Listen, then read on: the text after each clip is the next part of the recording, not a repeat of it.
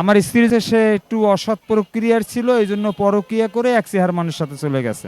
ওনার নাম হয়েছে রাঙ্গারিপন চেহারমান, আমার মঠবাড়িয়ার। খুব খারাপ লোক ছিল, এখন তো আওয়ামী লীগের পতন হয়েছে, আওয়ামী লীগের চেয়ারম্যান ছিল, এখন পলাইছে। আমার স্ত্রী যখন চলে যায় তখন আমার ছেলের বয়স ছিল 4.5 বছর।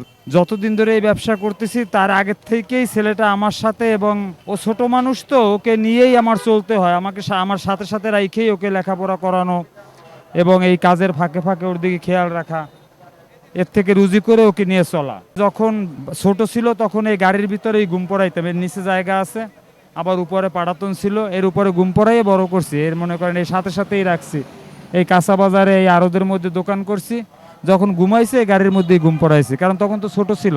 আপনার কথা আমরা জানতে পারলাম দীর্ঘ 7 বছর আগে আপনার ওয়াইফ আপনাকে ছেড়ে চলে গেছে।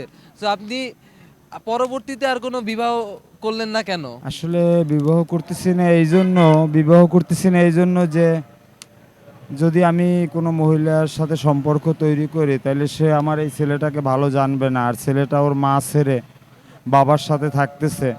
যেহেতু আমি চাই না যে কোনো প্রকারে ও আমার হাতছাড়া হয়ে যাক, বা ও কারো কারণে যদি ওরকে মন্দ বলতে হয় তখন এইটা ও মনে রাখবে, এই জন্য আমি অন্য কারো সহযোগিতা নিচ্ছি না ছেলে বড় না হওয়া পর্যন্ত। এই জন্য বিবাহ বন্ধনে আবদ্ধ হচ্ছি না, কারণ সাহস পাচ্ছি না।